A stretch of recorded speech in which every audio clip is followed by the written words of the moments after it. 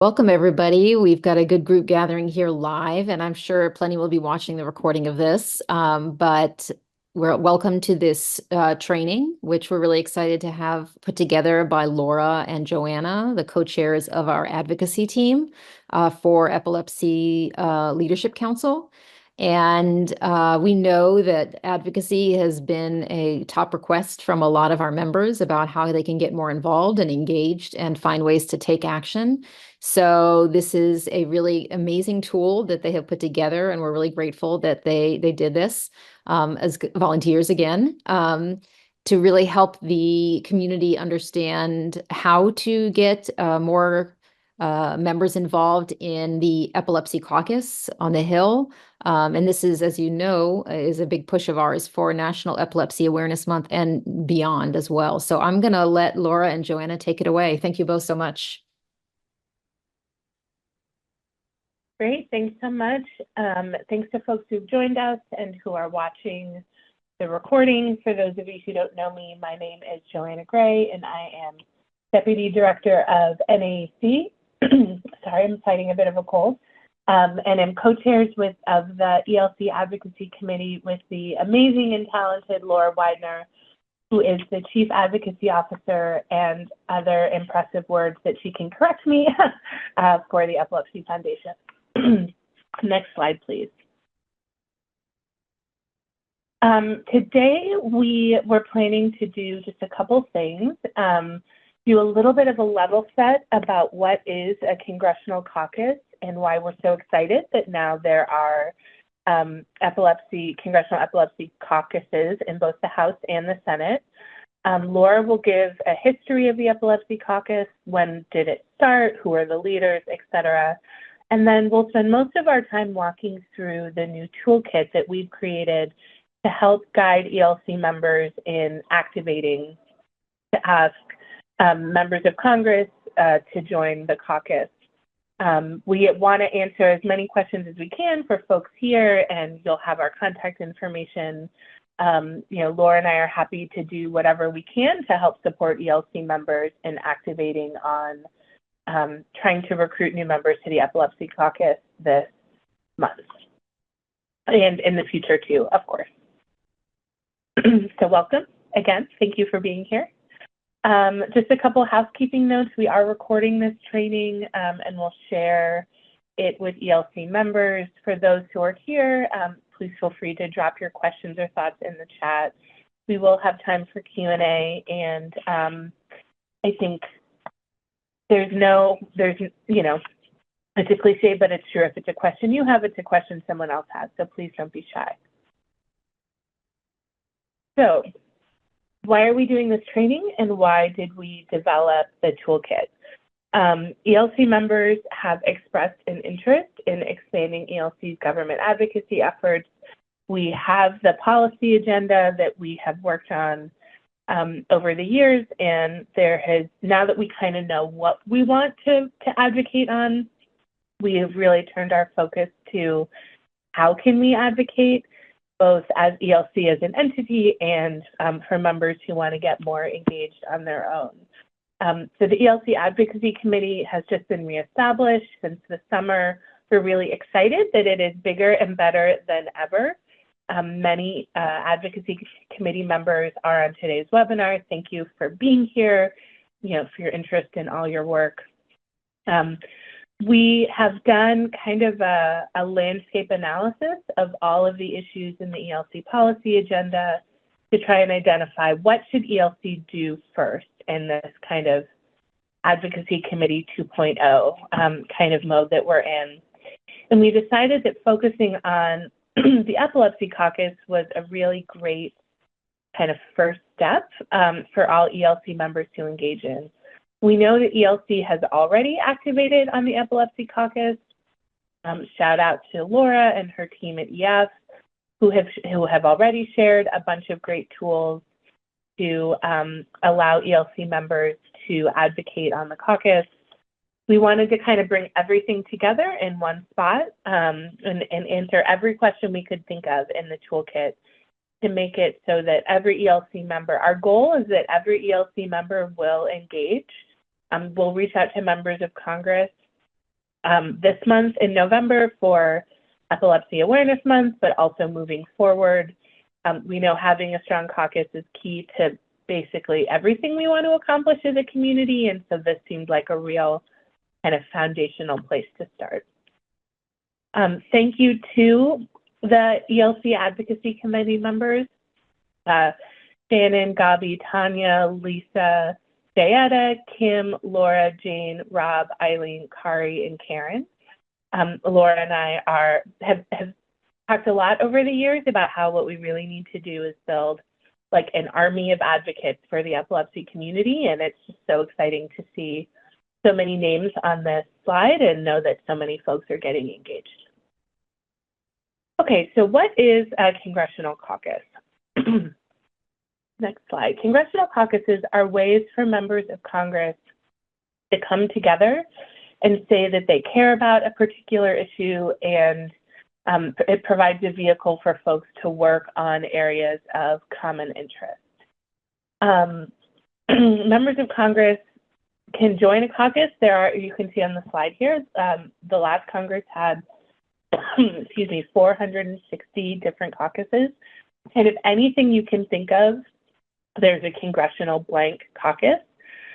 Members of Congress can join that to show their support or interest in a particular issue, but of course it's not required to support policies that the caucus works on or coordinates on. So members can join an epilepsy caucus, but then are not required to sign on to a letter, say, that's led by the caucus chairs. And the reverse is members of Congress who want to sign on to a particular letter don't have to be a member of the caucus to do so. But it's a kind of a public way for a member of Congress to say that they care about a particular issue. And as I said, kind of anything you can think of, there's probably a caucus devoted to it. Next slide. So they typically originate in the House. There are more formal rules in that chamber for what caucuses kind of look like.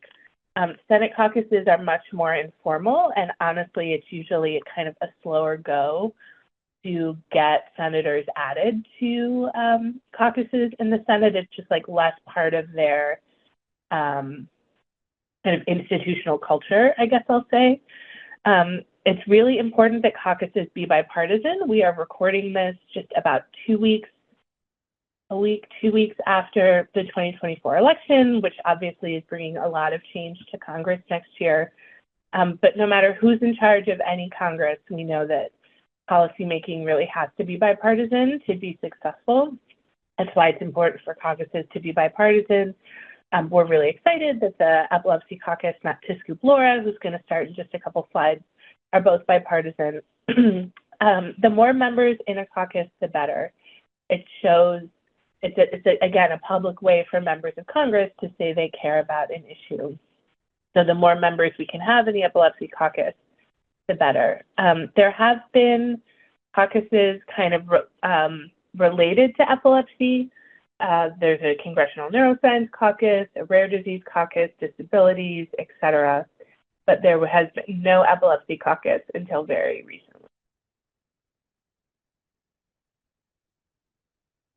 So why are we so excited about having a Congressional Epilepsy Caucus, or kind of what's the point of a caucus to begin with? Much like ELC, caucuses often generate sign-on letters that allow members to kind of show support for a particular issue, for a bill, for funding for a program, etc. They hold events. Briefings on Capitol Hill. You know, often if you're doing a briefing and it says it's hosted by a particular caucus, it shows that it's not just kind of the advocacy community who cares about this issue, but also Congress already cares as well.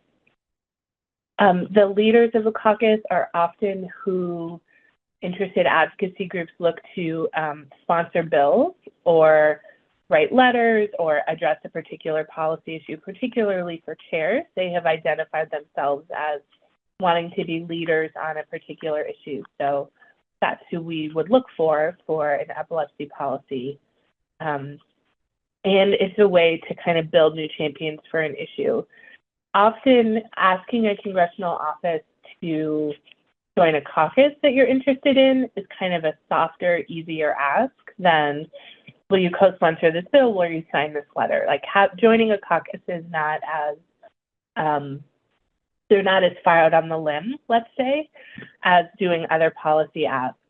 But once they've joined the caucus, then you can say, hey, you already said you care about epilepsy or whatever. So you've already kind of gotten them halfway there. So in terms of building champions, it's a really important and effective tool.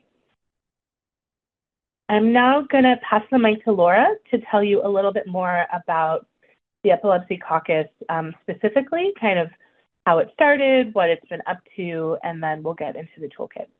So Laura, please take it away. Great, thanks. Hi, everyone. I know most of you, but yeah, I'm Laura Widener, Chief Advocacy and Government Relations Officer at the Epilepsy Foundation of America.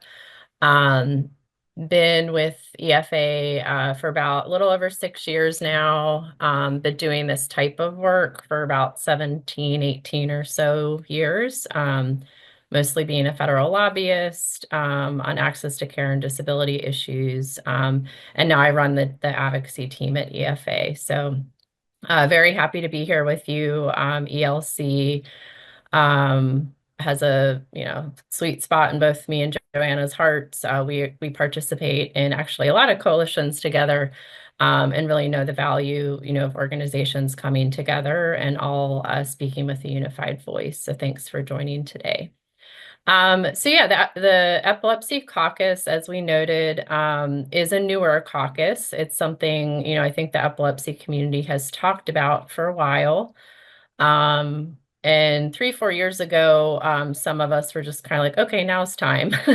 A few things happen where, other disease groups had caucuses and were pushing things. And we just really felt a void that, we need that go-to group of legislators who, as Joanna said, have committed to our cause that we can turn to in times of need or to push new proactive policies. So we actually started a few years ago.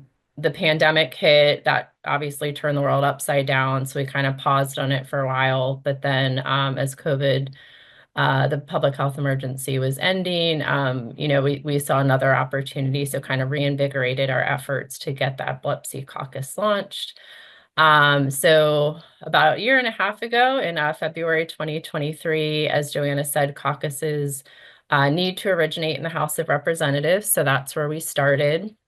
And we identified 2 co-chairs, 2 bipartisan co-chairs to officially file. You have to submit paperwork. You have to get the caucus officially filed and launched in the House of Representatives.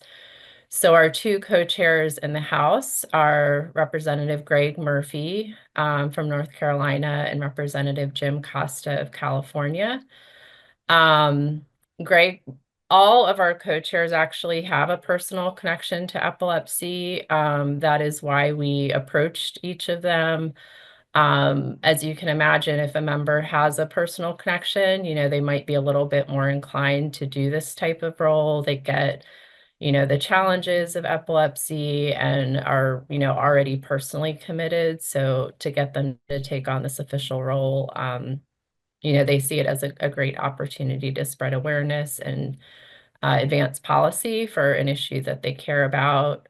So for instance, Greg Murphy, who he's a physician too, which is another benefit, right? But his adult son has epilepsy, and then his sister actually was more recently diagnosed. Jim Costa is a longtime friend and colleague of Tony Quello's. So I'll never forget the day we were at a reception and Tony basically I was there. Tony literally was like, Jim, you're going to do this. And Jim was like, okay. So that worked well. But because the House caucus has been around, a little longer, and again, caucuses are kind of more of a thing in the House, we have seen the membership there grow rapidly and, continuously, which is awesome. We're up to 52 bipartisan members in the House. Although with the recent election, a few were either not running for reelection or did not win their reelection. So last time we checked, there were definitely at least 5 members of our caucus who will not be returning next year. And then there were a few races that were still to be called. So we could lose more, which is a bummer, but all the more reason to unite and really try to get that membership number back up. So on the next slide, the Senate caucus took a little longer, and again, that's normal to launch the Senate caucus after. Some constituencies honestly don't even ever launch a Senate caucus, but we thought it was important to have one in both chambers. So we did get commitment from Senator Amy Klobuchar of Minnesota and Senator Eric Schmidt from Missouri to co-chair the Senate caucus. Same here, both have personal connections. I want to give a shout out to the TSC Alliance, who Senator Schmidt's son has tuberous sclerosis complex. So TSC Alliance, Kari and Katie were awesome and worked with us on making that joint ask to Senator Schmidt's office, which really helped get his commitment. Not just for TSC, which he's already a big champion for, but for the broader epilepsy community. So really appreciate that. And then Senator Amy Klobuchar, she actually has a few neurological conditions in her family, but very tragically, one of her staffers died of SUDEP within the last 1 to 2 years. So, that was really an eye-opening moment for her and her staff. So they were very happy to sign on board and support the community. The Senate caucus has been slower to grow. In addition to the co-chairs, we just have one additional member, Senator Hassan of New Hampshire. So we really do want to grow on the Senate side more. Joe talked about the value of a caucus, and even with the Epilepsy Caucus being newer, in addition to growing membership, we have some really specific examples of why a caucus is really helpful.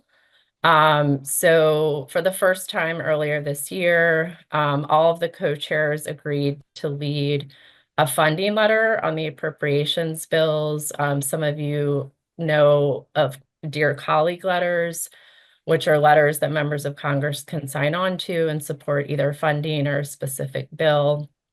There are a few Dear Colleague letters out there already that deal with certain parts of the federal budget that impact the epilepsy community, like the NIH, like the CDMRP programs. But there were a few epilepsy-specific funding programs that did not have a Dear Colleague letter. So we just kind of, created a space for that new letter, and the co-chairs agreed to lead that. So again, a really great example of the co-chairs taking leadership and doing something that's really important for the community. They have helped us host 2 briefings on Capitol Hill over the past year, discussing issues like SUDEP, health equity, and disparities. So those have been great. And all the 4 co-chairs have committed to leading legislation that would authorize a national plan for epilepsy. That work is in progress. We're working towards bill introduction, and we'll be talking to ELC more about that because it'll be a bill that offers a lot of promise for the whole community. So ELC will be taking a look at that. And that's just the start. I mean, there are many more opportunities that we can all leverage the caucus for. I want to be clear that, a few of us worked on getting the caucuses launched, but these are the co-chairs caucuses. None of us own the caucus. It's their caucus and it's the community's caucus. So just want to make that clear too. So as all of us think about legislative priorities and are working on specific things, they can be a go-to body of champions for all of us. All right, so the toolkit that we developed and is up on a website, we'll provide the link. But, we just wanted to touch quickly on why now. So, ELC members really have an important and unique role to play in recruiting members to the Epilepsy Caucus. Many of you are personally connected to epilepsy, and even if you're not, from your jobs, you understand the challenges that the epilepsy community faces. So now with this toolkit, it's supposed to help both you as ELC members, but also the communities that your organization work with, your membership. We want you to use it for them too. So we really want to make it available for everyone and anyone because we want as many people as possible to help with caucus recruitment. November is obviously a busy month. We just got through the election. There's a lot of dust settling from that, a lot of congressional activity that needs to happen by the end of the year. But no matter what, November is National Epilepsy Awareness Month, so we did not want to let this opportunity pass us by. And this will be the first, many times that we activate all of ELC on this issue. So just kind of consider this like a warm up. We want to get things going. And then, next year we'll definitely be activating again at specific points. So what's in the toolkit? The different sections, we have an FAQ, we have a section how to request a meeting with sample meeting request language. We also provide sample action alert language, either for you to send or again to like activate your entire community and membership. We're really trying to make it as easy as possible, like literally just copy and paste the language and send it off. We know everyone is very busy. So again, that's the whole point of a toolkit, to give you all the resources you need to make it all very easy. And then some meeting tips and talking points. So Joanna and I will kind of walk through the sections of the toolkit just so and then obviously take a look yourself, but just so you understand what's in it.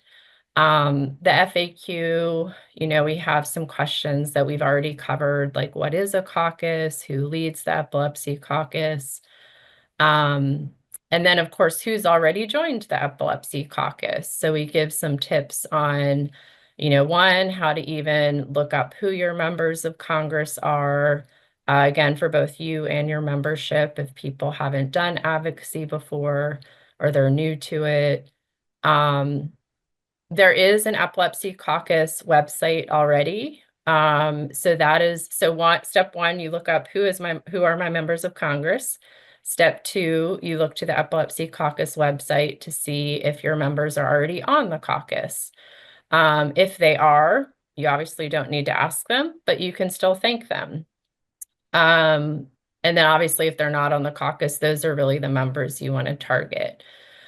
Slight caveat here, obviously just getting through the election, I noted, that a lot of members didn't run again or did not win their reelection. That's another thing just in this interim period to research too, because if any of your members will not be returning to Congress next year, honestly, like I hate to say don't advocate, but there's really not a purpose, because even if they would join the caucus in the next few weeks, they would not be on come January. So just sit tight if your members, are not going to be in next Congress. And then come January, you'd want to hit the ground running and reach out to your new members. So next slide. And a few more parts of the FAQ, just a reminder, ELC has some past advocacy webinars that are posted on our website. Things like how to be an advocate. There's, I think, a federal agency's training. So if you just want to learn more about how to be an advocate, you can look there at those recordings. And then, like Joe said, we just want to enforce, like both of us have, and I'm sure the advocacy committee members, so I can't speak for them, but we are here if you have questions through the process. I mean, I will even offer up, like if you schedule a meeting and you've never done a meeting before and you're like, can one of you join me? I'm a little nervous. Like we will do everything we can to make time to join you in that. I just want to make it very clear, like, you're not alone. If this is new, we are here to support you. So then the toolkit talks about, how to even request a meeting. So if I see some of the names on the call today, I know some of you have already done this, right? So like if you've ever scheduled a meeting with your congressional office on any topic, doing it for the caucus is, essentially the same. It's just a different type of ask. But for any of you who are new to this, you can request a meeting with your congressional office either by phone or by email. So first by phone, you can call, you can Google, say your member is Senator Chris Murphy. So Google that, and then you'll find his official congressional website, and that'll have, the office number on it. So you can find it that way, or you can also, the US Capitol has a switchboard that you call and say, hey, connect me to Senator Murphy's office, and they'll do that for you. So when you call by phone, a front desk person will answer. My whole career, I've been like, those are I give them so much credit. All they do is answer calls all day. But they just funnel the calls. So you'll want to say, hi, I'm Laura, I'm a constituent. I'd like to be connected with the staff person who manages healthcare, and then they'll pass you through to them. So like, any phone call, you could actually be connected to the health staff person, or you could get their voicemail. Either way, you just kind of want to repeat, hi, I'm Laura, I am a constituent, and I'd like to schedule a meeting with you to, discuss the Congressional Epilepsy Caucus. Next slide, if you're requesting a meeting by email, kind of the same deal. So you can either go to the member's official website, and I just want to point out the official website will always have .gov at the end. Just be mindful that, members, they might have campaign websites. There might be bogus websites out there, right? So like just look for that .gov to make sure that it's their official Senate or House website. So those official websites often have a web form. You can submit a meeting request that way. I would honestly recommend just calling the office and asking for the staff person who manages healthcare's email address, because then you have a specific person and a point of contact. They will answer the web form, but it can take longer. So ask for the health staffer's email and then just, email them directly to request a meeting. We do want to point out that when emailing the office, some jobs, have pretty strict rules on lobbying. Like say you work for an academic institution, your employer might not want, you to do such lobbying. So just be mindful of that. You might even want to ask your boss, and if they're hesitant or they're like, please don't do that, use your personal email address. Those of us who work at advocacy nonprofits, hopefully it's fine with your bosses, but did just want to point that out. And then again, the toolkit has sample meeting request language that you can literally just copy and paste into your email body and tailor if you want. Last thing I'm going to cover, the toolkit talks about action alerts. So action alerts allow you or your community members to easily email an office, a congressional office, and make the ask without having to have a meeting. So what you do is like you'll basically get an email, or there'll be a web form, and you like input your name and your address. A message comes up automatically for the caucus. It's like, please join the caucus, and you can add your own personal story and tailor it. And then with a few clicks of a button, the system knows who your members of Congress are, and you can just shoot it off. We're giving this as an option. I think taking the time to have a meeting with the office is often better because you just have more time with the office. You start developing that relationship. But if, you're like, I'm too busy, all I can do is send an email through this action alert system, like that's totally fine. And we welcome whatever you can do. So on the next slide, we want to offer two possibilities here for the action alert. One, on the Epilepsy Caucus website, there is that existing tool that you can use. Again, input your name and your address and quickly shoot off an email. I will disclose that it is the Epilepsy Foundation of America's tool in our system. We want to make it available to anyone who needs it. If you take action through our system, there's a checkbox. You do not have to sign up for EFA emails. I'm not trying to like steal people. So you can use that. But I also want to be clear if like you're like, I don't want to use EFA system, that's totally fine. Like if your organization has your own system, or you want to like cobble something together for your community members to be able to email in this way, by all means do that. We're fine with anything. We just wanted to make ours available if it happens to make it easier for you. Turn it over to Joe, I think. Awesome. Thanks, Laura. And just before I talk a little bit about what it's like to do a congressional meeting and give some tips and tricks, I guess I would say if I could be greedy, I would love for folks to do both, to use the script and meeting request to request meetings as well as do something like an action alert. And it could be that organizational leaders do the meeting request, but then the action alert can be posted in your, like on social media or something like that. Excuse me. All right. Can be posted on social media. So it's a way to get not only ELC members, but also kind of your communities engaged. So turning to meetings, actually, Laura, do you mind? I'm sorry, I feel like I'm going to talk a bunch, and that is not very good for a webinar. So, yep, no worries. Coffee talks are no fun.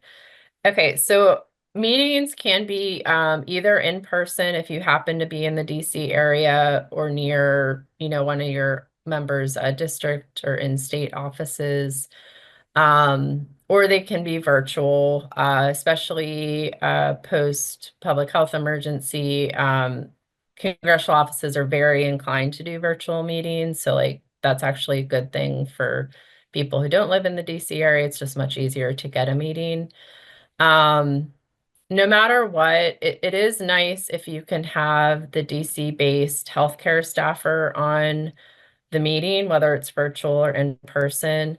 The DC staff are really the ones who like manage the policy and like make the policy recommendations up to their boss. District staff are great. If you can only get a meeting with them, definitely still take it. But district staff are more often like constituent services people, like helping people through challenges or local questions. But take what you can get, and if possible, try to see if the DC health staffer can join. Meetings, whether virtual or in person, I'd say on average are 15 to 20 minutes. I mean, sometimes you can get a meeting that lasts an hour. That is awesome. Sometimes you'll have a meeting that the staffer only has 5 minutes. But, so again, on average, I'd expect 15 to 20 minutes. Again, whether in person or virtual, you can keep notes in front of you. Honestly, I still do that sometimes. It is completely fine. Everything, do whatever is easiest for you. I also just want to stress, it really is just a conversation. You will get into like the format, but you're talking about epilepsy. And if you don't know, if they ask you a question like, oh, well, what about this bill number? What do you think about this? And you don't know the answer, that is completely fine. Just say, oh, I don't know, but I'll look into it and I'll get back to you. And we have some visuals here just to and these are from actual meetings, just to give you a sense of what they look like. You are usually meeting with a staff person. If you're in person, the member of Congress can sometimes pop in, or sometimes they're there the whole time, but usually it is a staff person. Staffers' knowledge of epilepsy, varies. So we'll talk about the meeting format, but you typically want to ask them up front if they have background or experience with epilepsy. And more often, this will not surprise anyone on this call, but staffers are people, and people have personal connections to epilepsy, right? So a lot of times they'll be like, oh yeah, my neighbor growing up or my best friend in college had epilepsy. But I just want to stress that, staffers are very, very, very important. They are the eyes and the ears of their boss. And don't feel like downgraded if you're meeting with the staffer. I mean, honestly, sometimes they know more than the member themselves about a particular issue or bill. And again, they are the ones who make the recommendation up to their boss. So they are a very important person to get to know. Joe, are you feeling better? Or do you want me to keep going? Let me try, just to be fair. Thank you. And sorry, everybody, if this sounds awful. But so the toolkit has kind of talking points, is what we call the hints to walk through what you'll say in a meeting and kind of how the flow will be. Again, it's totally fine to have this in your hands as you're doing meetings, or if it's virtual, to have it below you. You definitely don't have to have this memorized. But you'll start with introductions, your name, where you live. Orienting yourself as a constituent is really important, that you live in Chicago, Illinois. Sometimes they'll say where, especially if there's a meeting with an actual member of Congress, they tend to get really into the geography of where you live and in the district.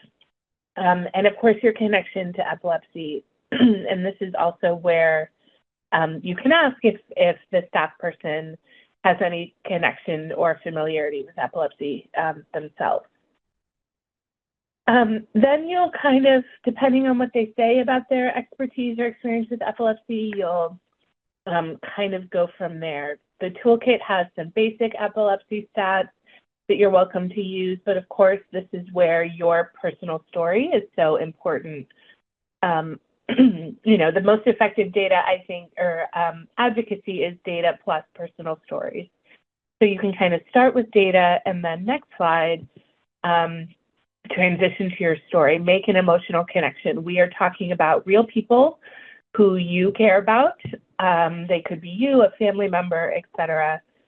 So share just a couple minutes about how epilepsy impacts your life or someone that you care about. As Laura said, you want to plan on about 15 minutes for a meeting, and you want to have time for questions. So you should have your whole kind of spiel, 10 minutes or less, excuse me, so that you are sure that you have time to make the ask, which is you are asking the representative or senator to join the Epilepsy Caucus. You'll then kind of see if they have any questions. Next slide, please. We have a one-pager that you can share with them that answers a lot of questions they'll have. Who's leading the caucus? Who are the staff people I should reach out to, etc. Make sure you have the contact information for the staff you're meeting with so you can send a thank you note, and be sure to thank them for their time and consideration. It's totally legit to ask a direct question. Do you think Congressman or Senator or Congresswoman so-and-so will join the caucus? 9 times out of 10, they'll say, I'm not sure. I need to check with them and let you know. And it's okay to say, okay, well, when should I follow up with you? When should I follow up with you about that? So you'll, after the meeting, want to send a follow-up email with a thank you. If you don't hear back, wait about a week, follow up again. Often it's, even if a staff person really wants to do the things that we're asking them to do, we kind of need to nudge them to keep reminding them so it makes it to the top of their list.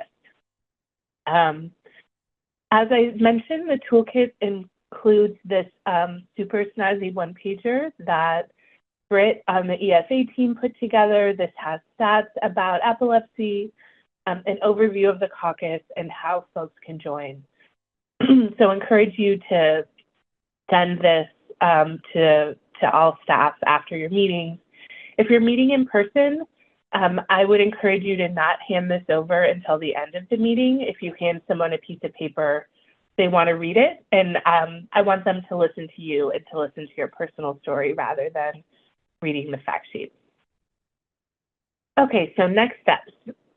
One, we need you. Again, we know that adding folks to the Epilepsy Caucus is key to really everything we want to accomplish as a community, and the only way to do that is to all work together. So again, we really hope that you'll be able to join us in this campaign. Shout out to Anne, who made an amazing website on the page on the ELC website. Next slide, please, with a link to the toolkit, a link to the one-pager. You can see it here on the ELC website. We also encourage you, if you're going to engage, to please complete this form, which is also linked to on the website, to let us know what you plan on doing, who you plan to reach out to, and if you have any questions or need any help from us. Again, Laura and I want to do everything we can to support you in this. And again, it would be amazing if you can not only activate you as folks who work for your organization, but your broader community. The kind of action alert language is ready-made to be pasted into a Facebook post or LinkedIn or something like that. Here's Laura and my contact info. We're here for you and really appreciate it.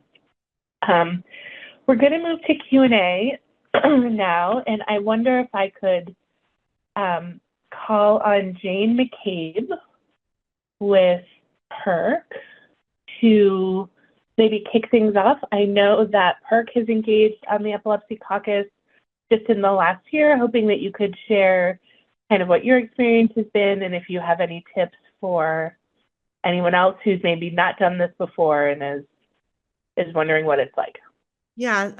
Hello. Good morning, everyone. I'm sorry I'm not putting my video on. I'm taking a sick day today, but I really wanted to get on this call. It was important, and just thanks to everyone. And, PERC, we feel like it's so important to be doing this work, and we feel we have an opportunity, being a consortium of pediatric epileptologists. And I made it my goal last year to get Joe Neguse, who's a Democratic congressman in Colorado, onto the caucus. And PERC is headquartered, our mailing headquarters is in Niwot, Colorado, where I live.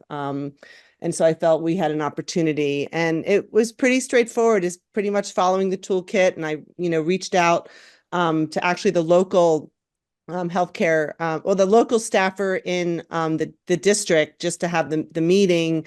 And then she referred me to the actual health staffer in Washington, D.C. And so she connected me to him. And then I had a virtual Zoom meeting with him and then Dr. Kelly Knupp, who is one of our board members based at Colorado Children's Hospital.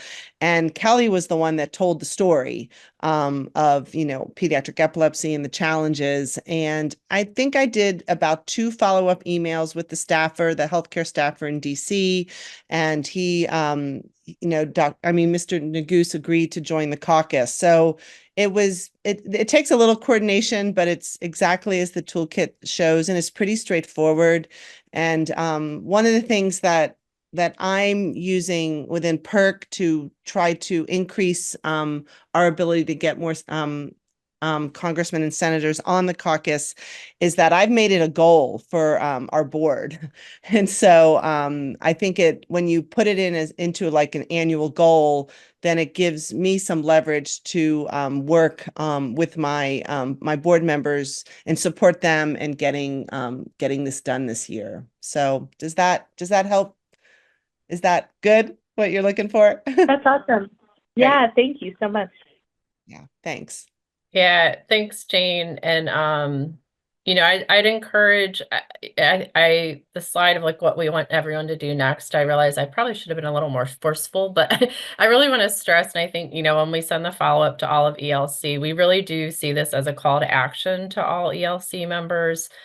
We want each ELC member, even if it's, you commit to one member of Congress, if you could identify that you could make them your target and, put in the work and the time to make the ask, we would really love that. So Joe shared that Google form towards the end where we're going to collect that type of information, like who you are, who you're going to reach out to. Again, we're really posing this as a call to action. If each ELC member could identify at least one member of Congress, whether it's a rep or a senator, if you want to do more, awesome. But, if you could at least commit to identifying one member that your organization could really target and make the ask to and do the follow-up, that would be really amazing. We'd really appreciate that. I thought of a question, if you don't mind me jumping in. Reaching out to living in Illinois, we're also very healthcare positive. So my representative is already on there, but my senators are not. And I'm wondering, and I guess this doesn't apply, but the thought came to mind, is there a place to find out where a representative, like all the caucuses they're a part of, thinking like I could go to them and say, hey, I see you're a part of this overarching healthcare thing. Epilepsy is right in line with that, making it part of the ask. Is that a good strategy? And is that information available anywhere? Yes, usually on the members' official website, they'll have a bio page, and usually in there, obviously it's like just their personal professional bio, but it'll often talk about the issues that they're really interested in, their congressional committee assignments, and often their caucus membership. It might not list all their caucuses, right? It might not be fully up to date, but usually that information is on the members' official page. So that's a great suggestion. So yeah, like if you look there and they're already a member of their disease caucus or the disabilities caucus, I think Anne's point is a great one. You can kind of use that as leverage. Well, join this one too. See, some people have to stop or hopping off for other meetings. Rob asked, as an individual constituent, is there any value or circumstance where we would reach out to a congressional office that is not our direct representative? So if they're not, like, say you live in Maryland, but you're reaching out to someone from Tennessee, is that your question, Rob?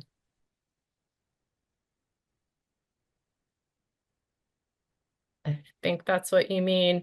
I'd say that if that is, I'd say, the most powerful is if you're a constituent, right? But there's always some fuzzy space. Like, I, as Laura, work for the Epilepsy Foundation. I live and work in DC, but I represent, everyone across the whole country. So therefore, I'm going to use that squishy space to say, I'm also asking on behalf of people with epilepsy in, say, Tennessee. So it's possible. And then there are also obviously situations where like people live in New Jersey but work in New York, right? So like if you have a connection to, or like, my son with epilepsy, I live in Maryland, but my son with epilepsy goes to college in Michigan, right? You could probably reach out to the Michigan rep if your son could join that meeting as someone who has a closer connection to Michigan. That would be great.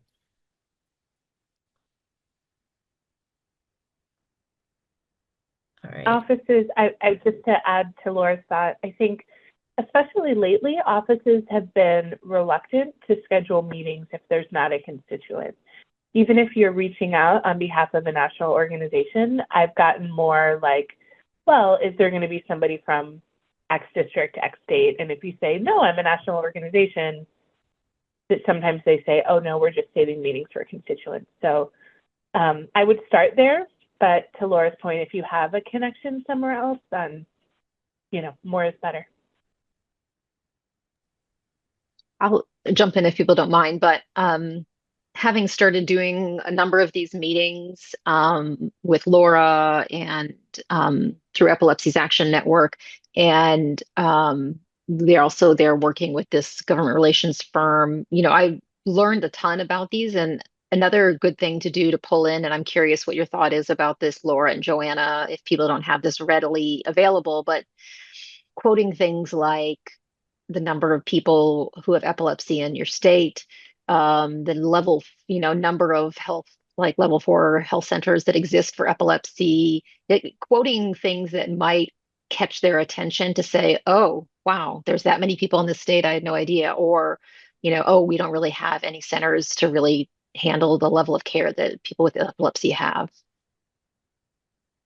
Yes, that's very powerful in addition to your personal story using data. And I think the toolkit has or in the one pager have like the state by state numbers, so you can pull that information there. The state by state numbers are from the CDC, so pretty reliable.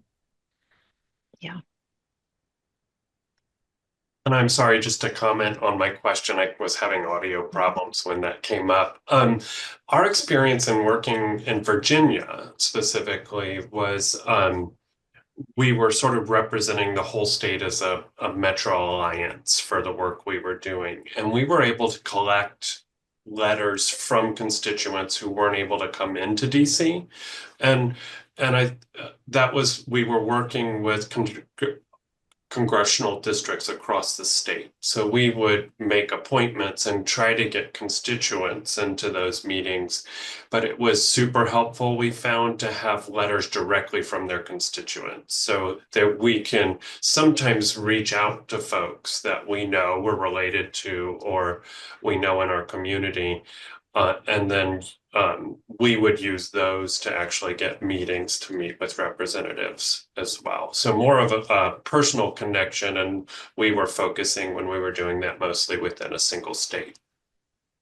Great. Yeah, that's a great idea. Any other, personal experiences doing this that you want to share, or questions?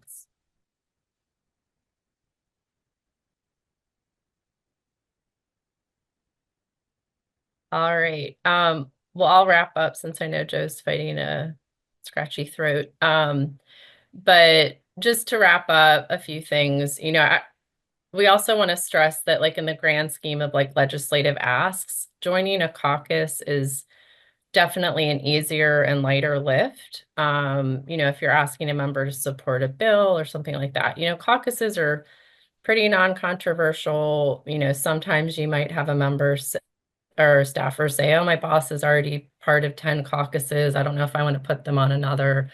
But, and that's why we mentioned the whole, like, just by joining the caucus, the member doesn't have to commit to supporting everything. Like, that sounds a little weird, but it's actually a good thing from a member of Congress's perspective, because they don't want to necessarily commit to every issue without knowing in advance. But it is a pretty light lift. So, this is like a nice non-controversial ask to make to your member to start growing that relationship with their office.